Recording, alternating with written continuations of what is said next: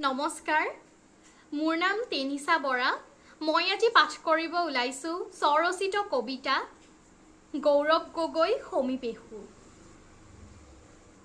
কি সৌভাগ্য সুলগ্নত জন্ম ললা গৌৰৱ গগৈ ডাঙৰীয়া।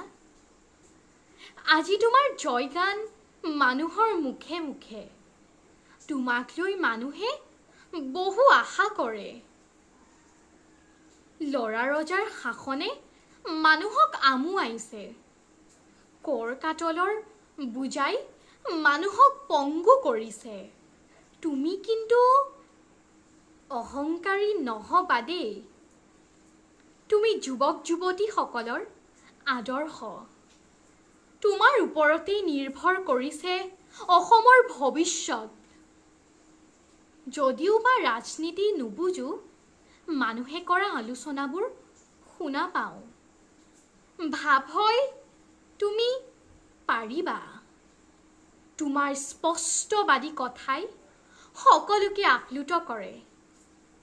সুযোগ্য পিতৃৰ সুযোগ্য সন্তান তুমি।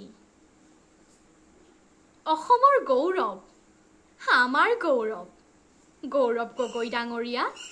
ধন্যবাদ।